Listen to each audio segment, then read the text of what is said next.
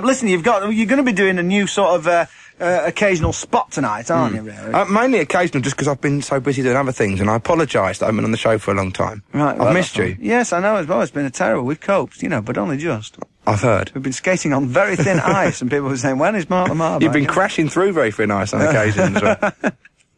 But you're going to do your sort of cult comedian spot. And so later on, I'll be talking about Lenny Bruce, because he is he's pretty much the only cult comedian apart from anything else. Yes, it's number one in a series of one. Yeah, well, the other comedians I'll be doing, Bill Hicks, I suppose, is a cult comedian now, but I'll be doing people like Richard Pryor and Woody Allen, because it's just nice to hear their stand-up stuff, right. And a lot of people know him through films or other medium. I mean, this cult tag, obviously we like to do cult books with Will Self, we do cult films with Mark Kermode and everything, but I mean, the cult comedian thing, there seems to be some kind of reassessment of certain people's careers going on, and there's a programme on tonight, which I've recorded on the video, because I'm in showbiz and I've got one. So have I. And, called Gag Tag. Right, now, which has got to be the worst name for a show. As I said before, that's the kind of title for a show that comes after a day, sitting scratching your arse and eating sandwiches in a room in the BBC, isn't it?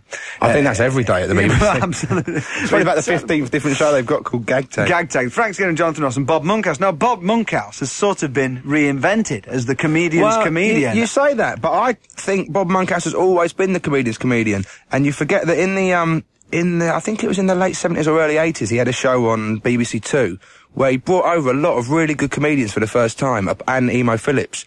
But he did bring over a lot of comedians that people like Steve Wright. Right. Their first English show was on this Bob Monkhouse show, and he is like a massive comedy fan, has got a massive comedy collection, apart from in his mind, he apparently knows jokes on every subject. Although it's sometimes hard to spot. Well, I'll give him that. But I don't think he is a comedian's comedian. I still despise him myself. I mean, not personally, I've never met the guy, but his act, It usually is an insult, though, to be called, a musician's musician is a musician that no one else likes apart from musicians or whatever, Yeah. So, but I'm big, we've been over this before, I'm sure. I know you're a big fan. So, anyway, I like Michael Barrymore, and I can't part with no. Thought we were talking about comedians. Right, Mark Lamarr is... All at the Sock Sword School. Oh, the Sock... You're right, absolutely. Flipping out, you reminded me of all the stuff. Do you want to change places, Archie? No. And, right, yes, apparently, Salim Hussein, who's written before, and she usually writes in for Blur Request, has said, could we say hello to all the girls at Sock Sword School in Coventry? But you think this is some... I don't think there's you couldn't send girls to a school called Sock Sword. So, you think it's like American Graffiti when they say, can someone get Michael Hunt? And there's like some sort of joke shared. Apparently the Yardbirds, when they used to tour America, they always used to pay, I can't even say the word. Right. I shouldn't have brought it up, but they used to pay Mr. Begins with a W, a word that they don't use in America. Right. Just for the little laugh of hearing it over the airport intercom. So, I think it is. Okay, so if it does exist, fine, and if it doesn't, fine. Anyway, hello anyway, and all that sort of stuff. Right, anyway, Mark Lamarr is, are you going to tell us a bit about it? Well, I was just thinking how apt that I couldn't say that particular word.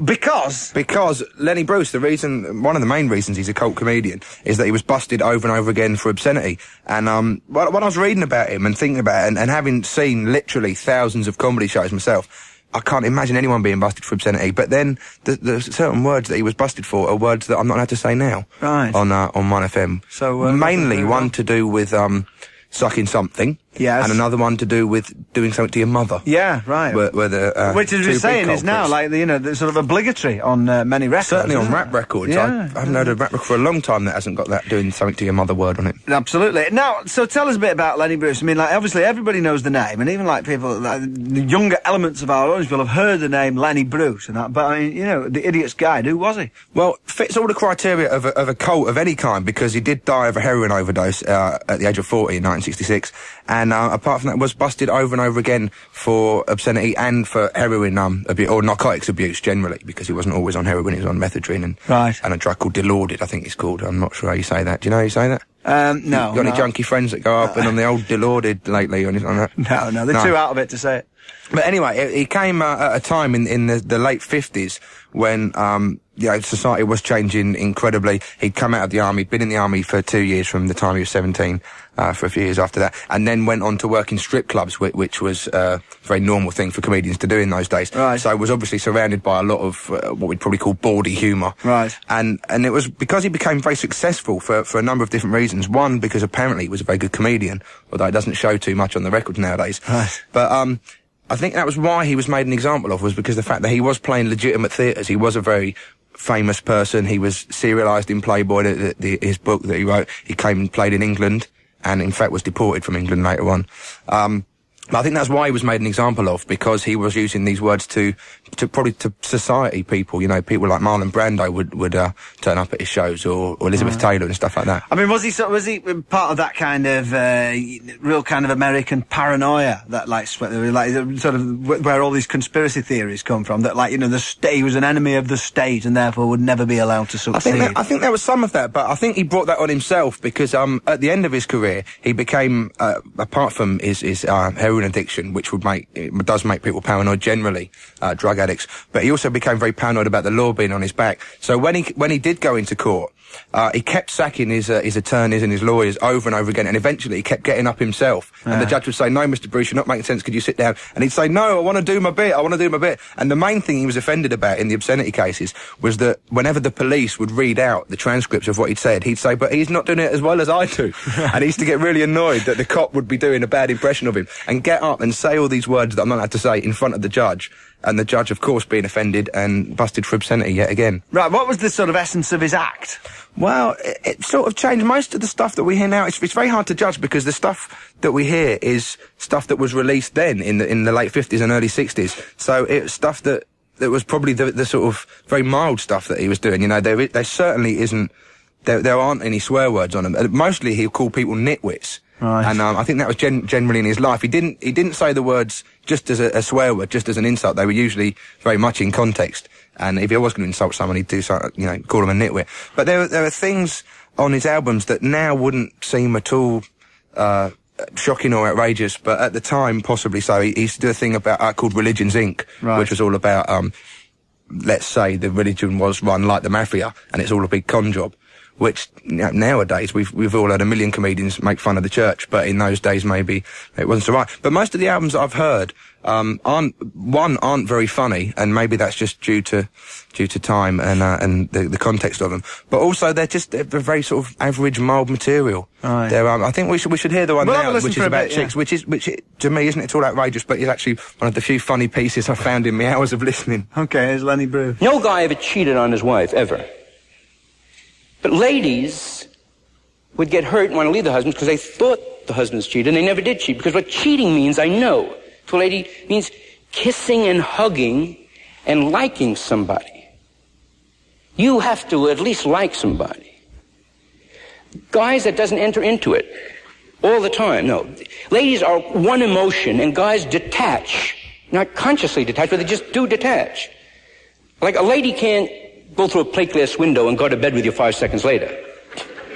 But guys can have head-on collisions with Greyhound buses in disaster areas. Everybody's laying dead on the highway. Not only the hospital, in the ambulance, the guy makes play for the nurse. How could he do a thing at a time like that? Oh, I got horny. What? I got hot. How could you be hot when your foot was cut off and you're... Good. I don't know. He's an animal. He got hot with his foot cut off. I guess I'm an animal. What did you get hot at? The nurse's uniform. It's a moron, that's all. He's just an animal. No, it's... Guys detach and has nothing to do with them liking, loving. You put guys on a desert island, they'll do it to mud. Mud. So if you caught your husband with mud...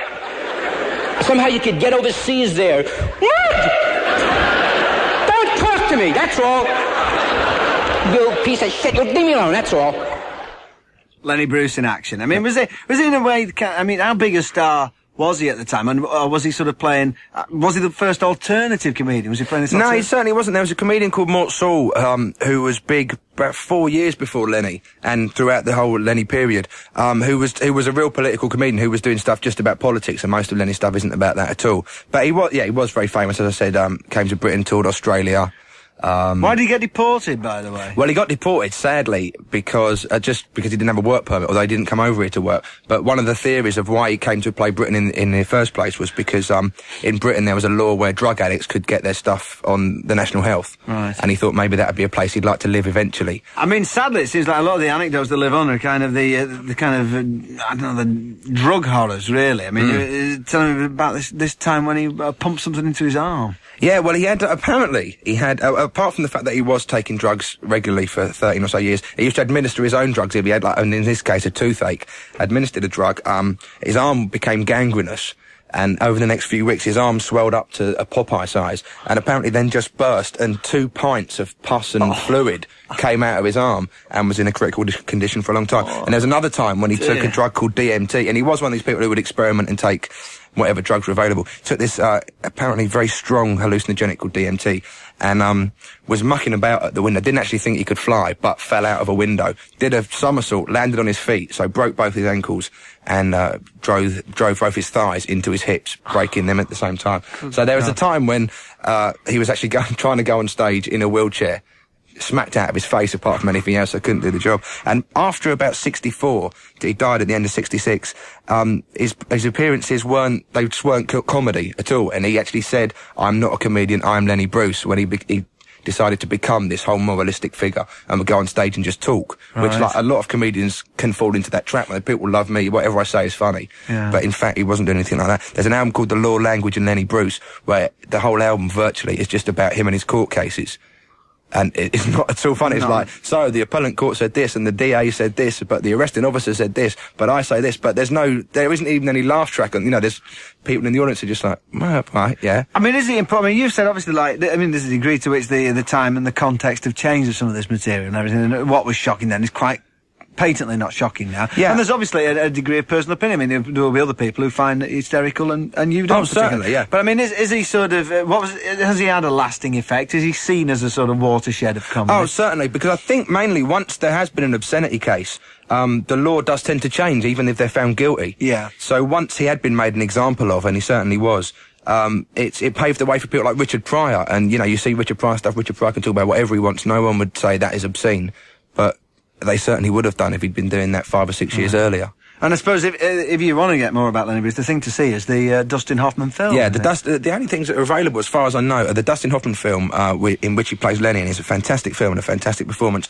The Berkeley concert, which we just heard some from, or is it Berkeley? Berkeley, California. The Berkeley, yeah. Berkeley's square, isn't it? Nightingale sang in... That's absolutely right. Right, so anyway, the Berkeley concert, which is the only album available at the moment. And I'm not sure this book's still available. Ladies and Gentlemen, Lenny Bruce by Albert Goldman, who wrote, the Elvis one, and bit of a stitch-up job, but I think he's actually a big fan of Lenny's from reading the book. Right. You were saying something else about Lenny Bruce just before we leave him, about his house-building exploit. Well, yeah, I mean, this was at a time when he had gone, basically. And there is a suicide theory. He'd spent a long time in his life building his dream house. And every couple of months they'd have new plans and have to rebuild the house, because he had a different idea about it. And by the end of it, he'd become so obsessed with the workmen and bonded so much with the workmen that he'd just make up jobs for them to do to keep them there. And there was one point when he said, "Can you build a stairway up to that wall?" And they said, "But there's no door there." And he went, "Oh, we'll put a door in at some point." But he just wanted the workmen to stay. So he just asked them to do extra jobs. Sounds like for company, really. Well, it was for company in a way, but at the same time he had about 5 or 6 women living in his house, some of whom serviced him in a sexual manner every now and again. So. I mean, it's uncannily similar when you say all that about the builders and, was it suicide, did he jump, was he pushed out? It's uncannily similar to Brian Jones, isn't it? And that was, when was that, 69? Yeah, around there, yeah. So a new theory, a copycat case. Absolutely. Didn't Phil Spector sort of take him under his wing towards the end? Yeah, very much so. Even to the point of rebuilding an old theatre for Lenny to play in, which he did for about a week, and it was like Phil Spector presents Lenny Bruce, because he was obsessed with Lenny Bruce. And it became it flopped after the first night because it was after his time. So he rebuilt a theatre specially for it? Yeah, but after the first night he tried to get his name off the poster because it was such a bad show. I mean, that's it, it sounds like building theatre, because we were, just before this programme came on and the last programme was finishing, we were grooving to the Osmonds' Crazy Horses. Fabulous record. And they've got their own theatre now. There is this town in America, and you should have gone. There's where there's... you ever went to where it is? I would have gone. Well, I don't know where it is. I've not been to America for yonks. I mean, you go to America, you've been to New New York. Was there a new town since you last went then? Well, There probably yeah, is, it isn't is there? actually. They built it and everybody's got their own theatre, like the Willie Nelson Theatre and all this, and so they don't have to go on tour. People just go to them, and the Osmonds have got a theatre. And someone's got a theatre in the shape of a guitar. I know who that is. I don't know. Somebody who plays the guitar, do you think? Possibly. Be a good idea. You're not really laden down with facts on this. I'm not really This is laden one of down with those, facts, like, no. in America stories, isn't it? It is, yeah. That probably doesn't exist, but someone's told you in a pub, oh, in America they got people who've got 10 arms. Well, it's a long way off, isn't it? Yeah. Don't really interest. Mark Radcliffe, missing you already.